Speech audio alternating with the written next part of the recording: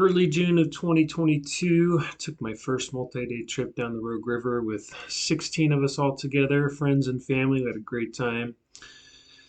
Oh, here's our kitchen beforehand with Cindy doing all the food prep. An amazing job to feed 16 people for 4 different days on the river. Thank you, Cindy, for all your work.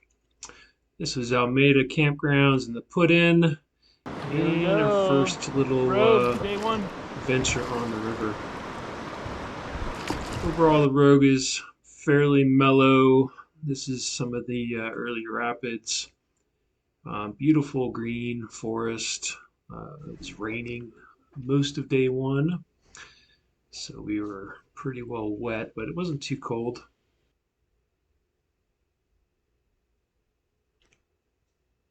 Rowing the Gearboat, I definitely learned I need to change some of the rigging to be able to ship oars and just give myself a little more room. But it wasn't too bad here. On the first day, we got through the first couple rapids and then ended up scouting Rainy Falls, which is the biggest rapid on this section of the river. There's 3 different options: a class 5 over the falls, it's right there. There's a class 4 middle chute there, and then you can't really see it on the other side of the green bushes. There is a class 3 fish ladder, they call it. So here's Brian making his run over the falls. Yeah! He nailed it. Had a really clean run. Sawyer, he ran the fish ladder in the IK. Did just fine. Let's go, And Justin! Justin, Chad, and Ben all ran the falls without any issues. Woo! Rod was going to take the middle chute, but ended up going a little too far to river right and got stuck on some rocks, basically in between the chute, which is right there. You can see there's no clear path for him to get there. And the fish ladder, which is on further to his right. It took him a bit of time to get off those rocks. And he ended up getting out of the boat, and the boat released. He went for a little swim down the fish ladder. This is me coming by in the Gearboat and making my run down the fish ladder. It wasn't very smooth. Bouncing off a couple rocks here, trying to keep the oars shipped so they don't get stuck. Overall, no issues in the end, but got hung up here a little bit. Once again, if I had rigged the boat differently, I would have been better off or better able to manage the oars there on the left, but I was just struggling to get them to stay out of the way. And funny enough, as I was moving the oars, the boat just comes right off by itself, and down I went.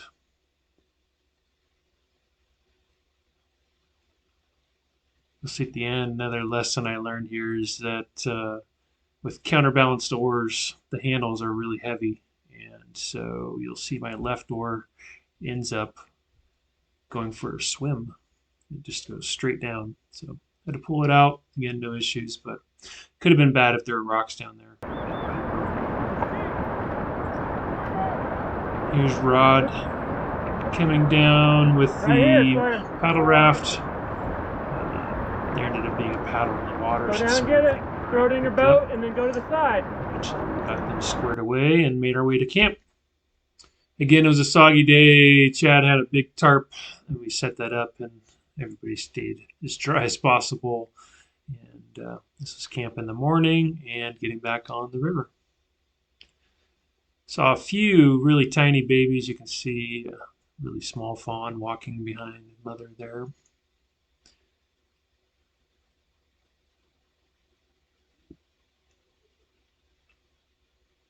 And another one of the rapids here. I don't recall the names, but ended up funneling me over to the right into the bushes. I should have read that a little bit better and pulled away sooner. But luckily the bushes were not too thick, and Megan was able to duck out of the way.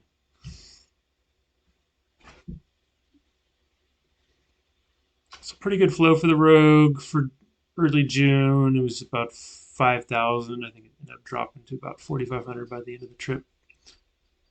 A little above typical, but not too high.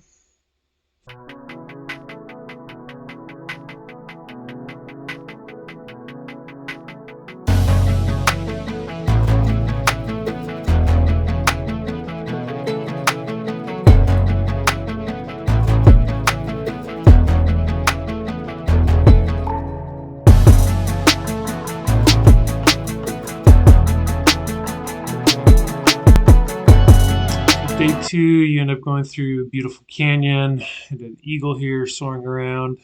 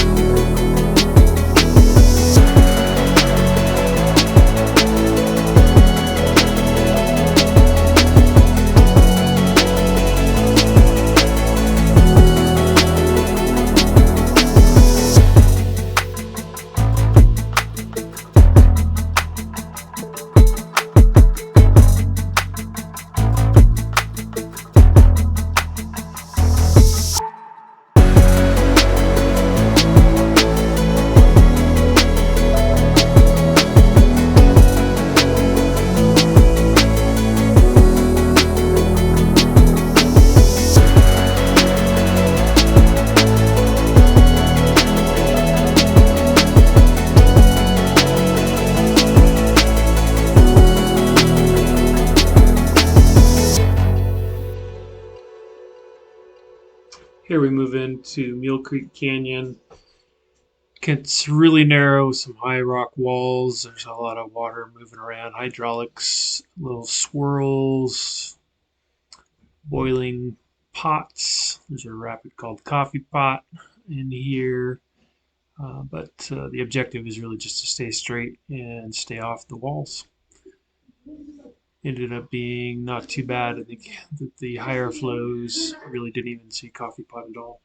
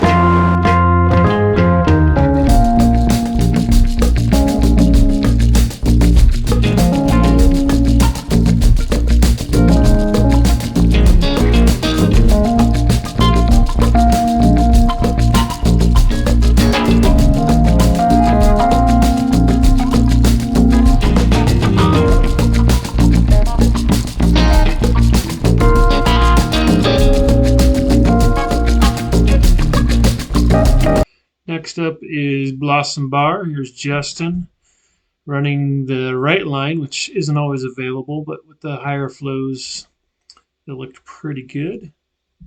Didn't have any issues.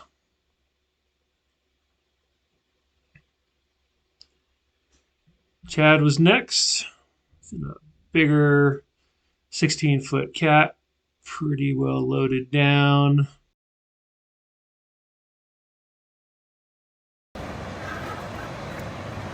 Uh-oh. Chad got perched. He was able to spin right off, and then here goes Brian and Logan and kayaks. We're in the traditional left line. You know, avoid the picket fence, which is those rocks where the boiling white water is. You got to go tuck around the rock on the right-hand side. They did a great job. There you see Justin and Chad making their way down through the bottom section.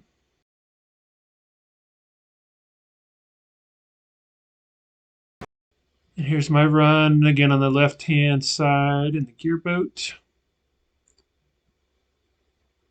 Taking the traditional line. Gonna break through a few laterals and get into the eddy behind the rock.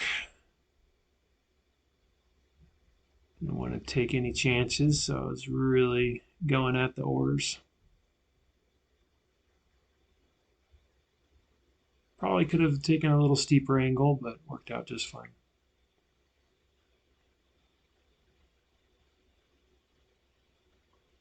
And then once I got through that, I hadn't really thought of the line below this. It seemed pretty straightforward, but actually there's a lot of rocks to dodge. I ended up deciding to go far left. Probably not the easiest line, but I made it work.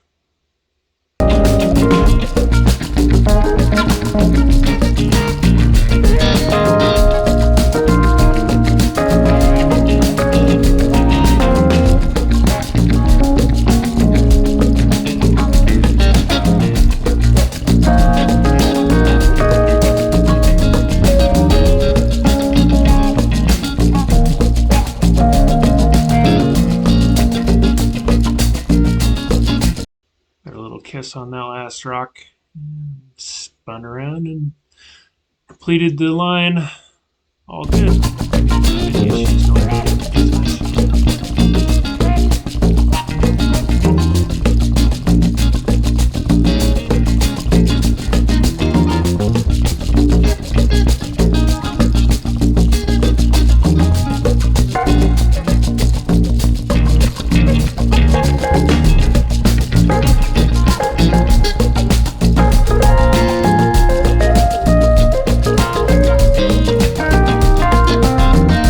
A lot of beautiful side creeks and waterfalls coming in. There's Rod and the paddle raft crew. Brooklyn got on the oars.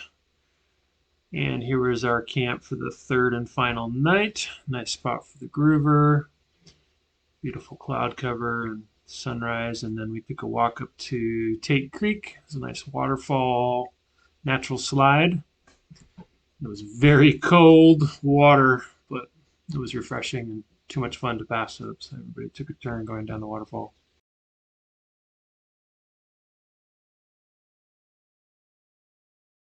Wyatt doing the little log dance coming across the creek. Dinosaur tree and a cabin. This is the final day floating to the takeout at Foster Bar. A lot of flat water, beautiful views. It was a good time.